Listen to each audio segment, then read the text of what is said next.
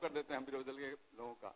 महोदय, सरकार ने जो उत्तर दिया है कि राज्य कर्मियों को वेतन भत्ता, पेंशन एवं ग्रेच्युटी आदि केंद्र के कर्मियों के संरूप देने के लिए सरकार नीतिगत रूप से बाध्य नहीं है। मैं सरकार के इस उत्तर को सरकार के 3 दस्तावेज के आधार पर चुनौती देता हूं। मैं सरकार से जानना चाहता हूं कि क्या यह बात सही है कि दिनांक 21/11/97 को बिहार सरकार तथा राज्य कर्मियों के प्रतिनिधियों के बीच में समझौता हुआ, जिसकी कंडिका 7 में निर्धारित है कि केंद्र के अनुसार ग्रुप इंश्योरेंस एवं ग्रेच्युटी देय होगा। नंबर 2, क्या यह बात सही है कि इसी आधार पर दिनांक 2/1/98 के आदेश के गठित फिटमेंट कमेटी के टर्म्स एंड रेफरेंस में यह लिखा गया कि केंद्र के समरूप हूबहू वेतनमान, भत्ते एवं सेवा शर्तें दिए जाने को फिटमेंट कमेटी रिपोर्ट देते समय ध्यान में रखेगी। महोदय, समझौता चाहे किसी निजी 2 व्यक्तियों के बीच का हो या सरकार और राज्य कर्मियों के बीच, उसका मूल्य वही रहता है। समझौता तोड़ने वाले की साख समाप्त हो जाती है, तो मैं जानना चाहता हूं कि अपनी साख बचाने के लिए क्या सरकार समझौता की कंडिका 7 के अनुरूप राज्य कर्मियों को देय ग्रेच्युटी की अधिकतम सीमा को 20 लाख से 25 लाख रुपए दिनांक 1/1/24 से करने का विचार रखती है? यदि हाँ तो कब तक, नहीं तो क्यों? माननीय मंत्री। ये प्रश्न पिछले सत्र में ही ध्यानाकर्षण के रूप में सदन में उत्तरित भी हो चुका था, तो एक तरह से ये तो प्रश्न आना भी नहीं चाहिए था। और माननीय सदस्य ने जो विषय रखा है, जब हम 7th पे कमीशन जब केंद्र सरकार के द्वारा 2016 से लागू किया गया और फिर बिहार सरकार ने उसको 2017 से फिर लागू किया, केंद्र सरकार के कर्मचारियों की पॉलिसी नीति और राज्य सरकार की नीति में डिफरेंसेस होते हैं, ये हर एक राज्य में।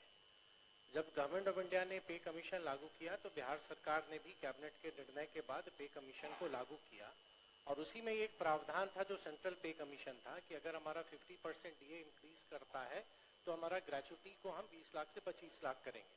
जो माननीय सदस्य ने जो विषय रखा है, मेरा सिर्फ इतना, सरकार सिर्फ क्यों ये बाइंडिंग नहीं है हम पे, राज्य सरकार ने ये निर्णय लिया, अब तो भारत सरकार 8th पे कमीशन पर भी विचार कर रही है, लेकिन वर्तमान में जिस 1997 के पत्र का या एग्रीमेंट का माननीय सदस्य द्वारा जो पूरक पूछा गया है, ये कभी भी स्टेट गवर्नमेंट पर ये बाइंडिंग नहीं है, और स्टेट गवर्नमेंट ने जो तय किया 7th पे कमीशन के अनुरूप जो भी प्रोविजंस हैं वो उनके अपने राज्य कर्मचारियों को दिया जा रहा है।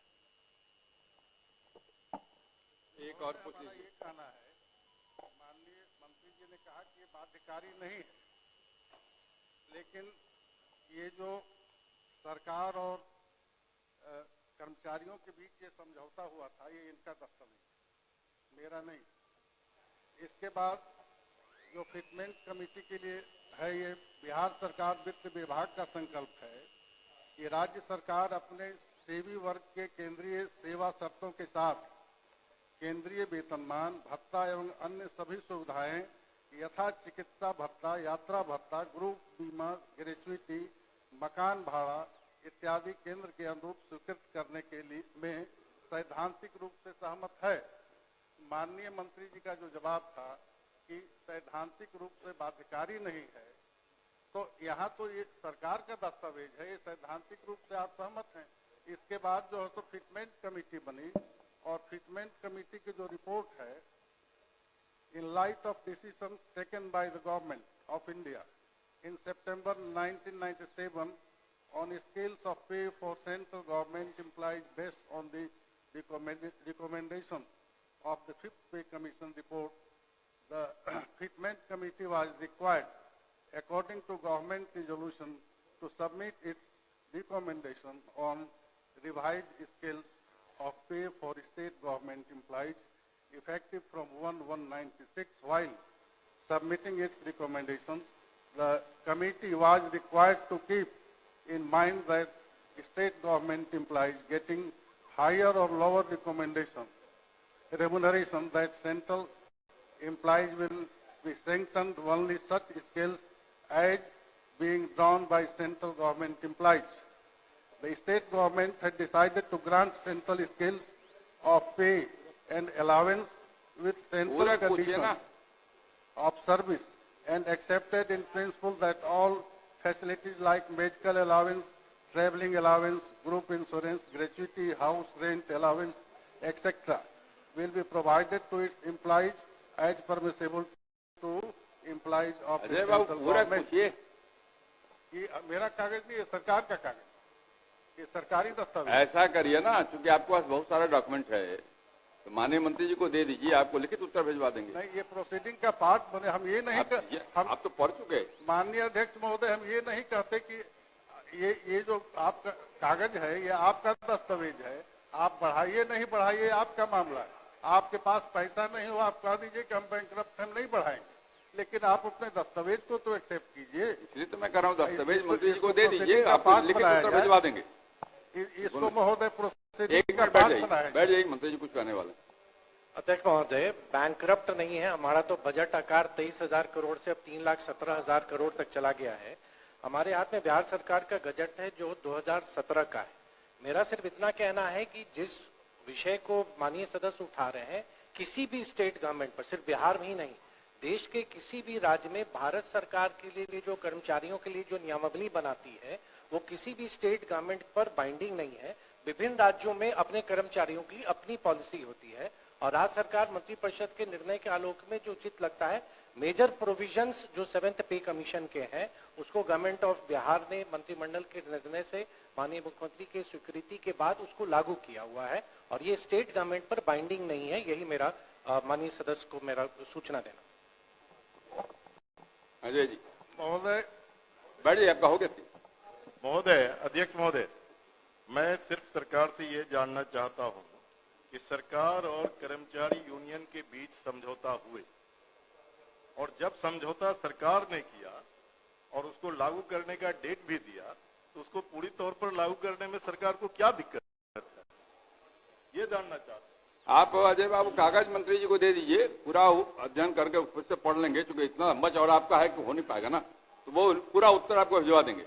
दे दीजिए, पढ़िए नहीं। अध्यक्ष महोदय, एक बात हो गया आपका। अब आपके बात तो अजय जी बोल रही, अब आप बोलिएगा, आपने हो गया, आप दे दीजिए मंत्री जी को। महोदय, एक बात सुन लिया जाए। हमारा ये कहना है कि सरकार ने लिखा है कि भत्ता, पेंशन, उपादान आदि केंद्र सरकार के कर्मियों के स्वरूप देने के लिए नीतिगत रूप से बाध्य नहीं है। इसका उत्तर अस्वीकारात्मक है। सरकार ये कहे कि ये स्वीकारात्मक है, पैसा होगा तो देंगे। अब तारांकित प्रश्न लिए जाएंगे। हो गया। मैं चाहता हूं सर कि समझौता मैंने आपने कहा ना किया। आपको, चूंकि बहुत सारे सरकार डॉक्यूमेंट इन्होंने दिए हैं।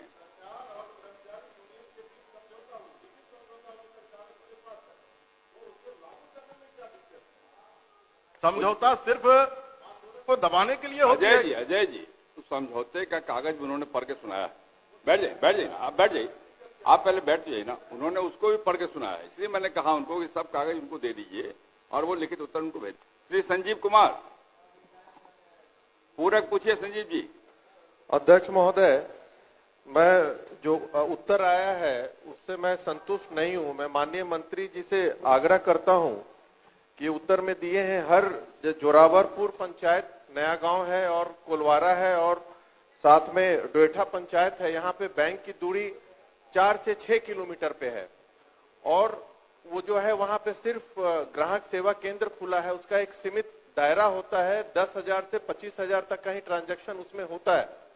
उससे ज्यादा ना बैंक ना किसानों को लोन का सुविधा उपलब्ध हो पाता है। इसलिए मैं आग्रह करता हूं कि ठीक है, आपने उत्तर में लिखा है कि यहाँ पे जो ये दिया जाएगा, जो भी बैंक का सुविधा दिया जाएगा वो बैंक पे निर्भर करता है, लेकिन सरकार के स्तर से उपरोक्त जगह पे एक शाखा खोलने का प्रस्ताव बैंकों को भेजा जाए। मेरा ये आग्रह है माननीय मंत्री से। आपका आग्रह मंत्री जी सुन लिया है, कुछ बोलने वाले माननीय मंत्री।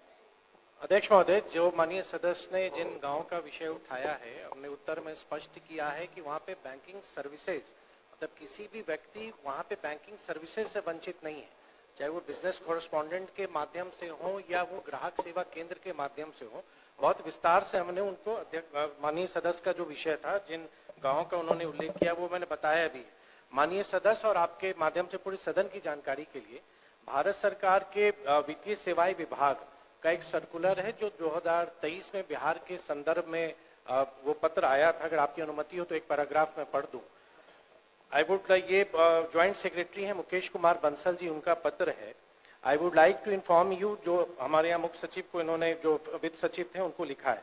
आई would like to inform you that one of the major priorities of the department of financial services is to ensure availability of banking outlet with bank branch, business correspondent or India's post payment bank center within 5 kilometers। या हम post office के माध्यम से या business correspondent के माध्यम से या ग्राहक सेवा केंद्र के माध्यम से 5 किलोमीटर जो बिहार की जो एक जितने भी रेवेन्यू विलेजेस हैं उस कंटेक्स्ट में आया है। और ये आगे ये कहते हैं कि ये the bank center within 5 kilometers distance of every inhabited village in the country under financial inclusion initiatives of government of India। Bharat सरकार पूरा फाइनेंशियल इंक्लूजन पर काम कर रही है। अध्यक्ष महोदय आप अवगत हैं। बिहार के संदर्भ में जो उन्होंने बताया है, in this context the progress is being monitored through the Jan Dhan दर्शक application on which over 6 lakh banking outlets have been mapped through geographical information system GIS across country।